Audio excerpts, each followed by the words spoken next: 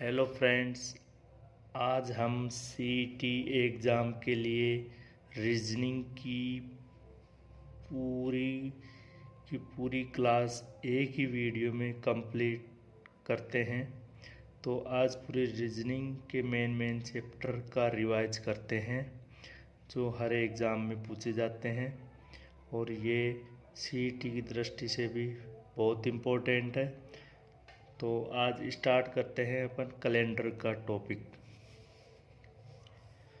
दोस्तों, कैलेंडर का टॉपिक मैंने पहले वीडियो में भी पढ़ा रखा है और आज मैं मेरे खुद के बनाए हुए हाथों से नोट्स जो बने हुए हैं उनका रिवाइज करते हैं। तो आज का फर्स्ट जो चैप्टर है वो है कैलेंडर। कैलेंडर में दोस्तों इम्पोर्टेंट चीज़ ये है, मैंने पहले ही बताया था आपको। आज पढ़ते हैं कैलेंडर। कैलेंडर में इम्पोर्टेंट चीज़ है कि 2 वर्ष, एक होता है साधारण, एक होता है लीप वर्ष। साधारण वर्ष 365 दिन का होता है, जिसमें फरवरी 28 दिन की होती है और इसमें 4 का भाग नहीं जाता है। जबकि जो लीप वर्ष है उसमें फरवरी 29 दिन की होती है और इसमें 4 का भाग जाता है।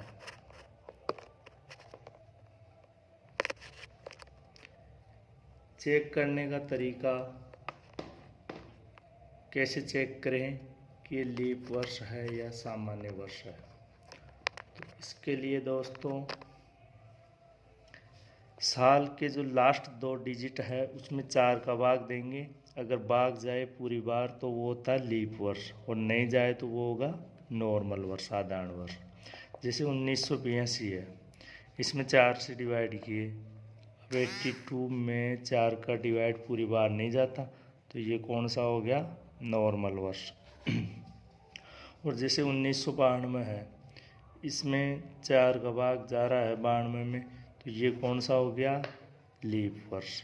तो इस तरह अपन नॉर्मल वर्ष व लीप वर्ष चेक कर सकते हैं।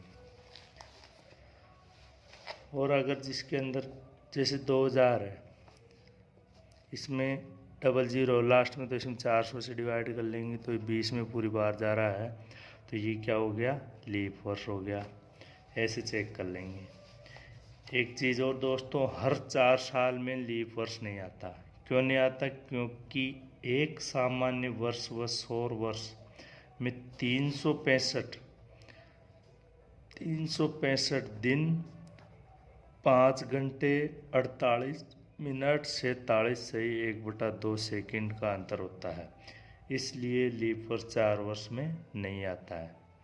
अच्छा दोस्तों, लीप वर्ष पता करने के लिए वर्ष में 4 का भाग तथा शताब्दी में 400 का भाग देंगे। नेक्स्ट पेज पे चलते हैं दोस्तों। ये मेरे खुद के द्वारा बनाए हुए नोट्स हैं, इनका अपन रिवीजन कर रहे हैं। ये बहुत इम्पोर्टेंट नोट्स हैं दोस्तों। मेन फैक्ट यह है, सामान्य वर्ष जिस वार को प्रारंभ होती है वह उसी वार को समाप्त होगी। अर्थात सामान्य वर्ष का पहला वार ही उस वार का अंतिम वार होगा। जैसे 1 जनवरी 2005 को सोमवार था, तो 1 दिसंबर 2005 को कौन सा वार होगा दोस्तों, सोमवार ही होगा।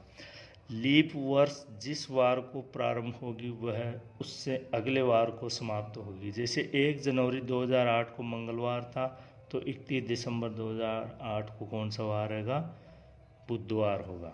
अच्छा, नेक्स्ट पॉइंट है दोस्तों, 1 जनवरी यानी 1 AD जिसको ईस्वी सन कहते हैं को सोमवार था। ये फैक्ट है दोस्तों। एक इम्पोर्टेंट क्वेश्चन जो एग्ज़ाम में पूछा जाता है वो ये है कि 100 वर्षों में 29 फरवरी कितनी बार आएगी। तो दोस्तों ये मैं बता देता हूँ एक्सप्लेन करके। 100 वर्षों में, अब 100 वर्षों में एक तो होता है जैसे 1800 से, जैसे 1800 से स्टार्ट हो गया वो हो गया 1900 तक, तो इसके अंदर तो आएगी 24 बार। क्यों? क्योंकि इसमें फरवरी होती है 28 दिन की। और जो 1900 से लेके 2000 के बीच में, इसमें 2000 में 4 का भाग जाता है तो ये लीप वर्ष है। और लीप वर्ष होने की वजह से इसमें हो जाएगी 29 फरवरी, मतलब 29 दिन की, तो ये हो जाएगा 25 बार इसमें।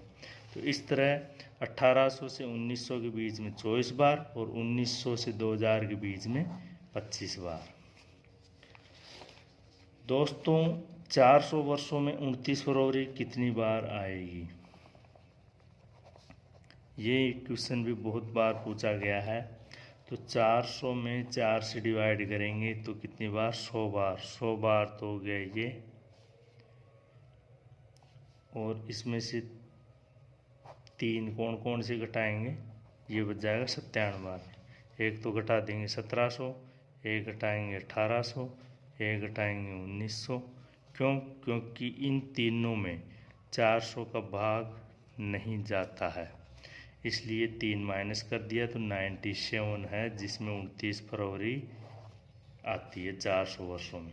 और 400 वर्षों में 29 तारीख कितनी बार आएगी? दोस्तों 400 इंटू 11 बार, तो ऐसे कितने हो गए? 4400। और 29 फरवरी 97, ये कितने हो गए? 4497। 4497 बार आई। चलो दोस्तों, एक फैक्ट और है, शताब्दी का लास्ट दिन मंगलवार, गुरुवार, शनिवार नहीं होता है। दोस्तों नेक्स्ट पेज पे चलते हैं। दोस्तों ये मेरे द्वारा बनाए हुए नोट्स हैं, इसलिए मैं आपको इनको एक्सप्लेनेशन करके समझा रहा हूँ, ताकि आपको कोई दिक्कत ना आए समझने में। और हो सके तो मैं इसकी PDF डिस्क्रिप्शन में डाल दूँगा, वहाँ से आप डाउनलोड कर लेना।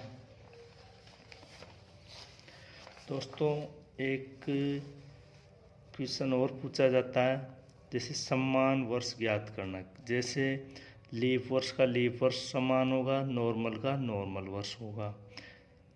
अगर शेषफल में 1 2 3 0, मतलब शेषफल में 1 बच रहा है तो 6 साल बाद मतलब रिपीट होगा सेम वर्ष।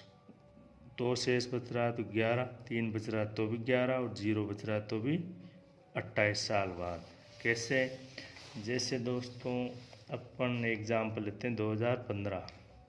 अब 2015 में 15 में 4 का भाग दी, कितनी बार गया?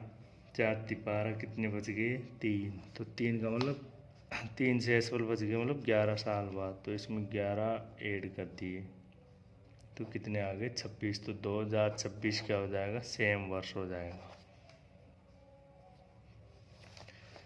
तो इस तरह अपन समान वर्ष ज्ञात कर सकते हैं। और दोस्तों एक क्वेश्चन पूछा जाता है कि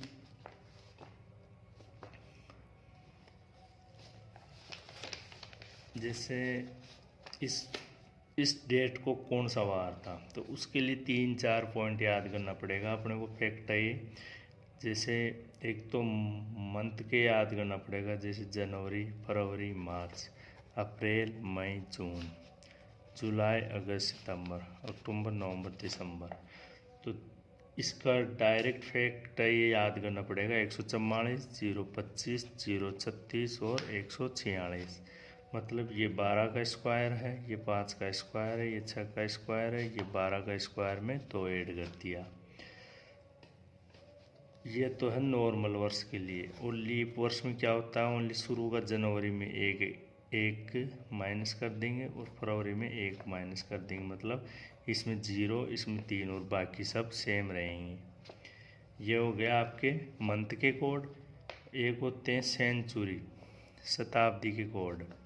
अगर आपके शेषफल 0, 1, 2, 3 बच रहे हैं, अगर 0 बच रहा है तो 6, 1 बच रहा है तो 4, 2 बच रहा है तो 2, 3 बच रहा है तो 0।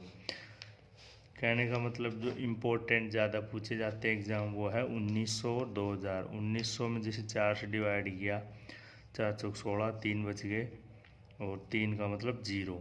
तो इसका मतलब इसका क्या आ जाएगा? 0 कोड। वैसे ही 2000 का निकालेंगे, 2000 में 400 का भाग दिए, कितनी बार में? 5 बार। 0 शेषफल, 0 का मतलब 6। तो 1900 का हो गया 0 और 2000 का हो गया 6। ये कोड होता है। वैसे ही दिन के कोड निकाले जाएंगे। दिन के कोड की ट्रिक है, जैसे स्टार्ट करेंगे संडे से। Sunday, Monday, Tuesday, Wednesday, Thursday, Friday and Saturday तक।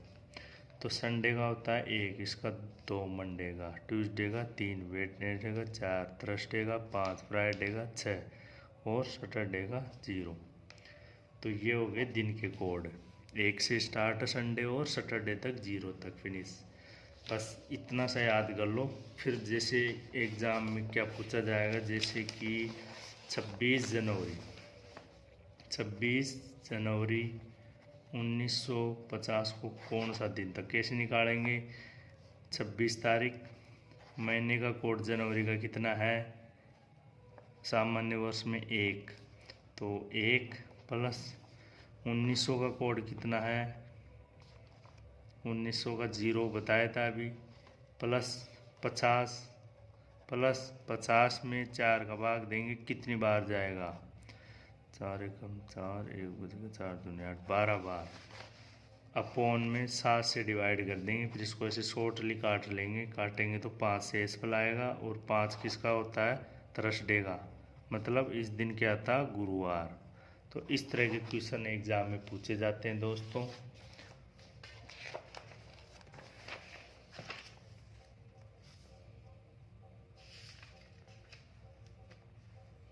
कैलेंडर का टॉपिक फिनिश हुआ। Thank you for watching my video of calendar, and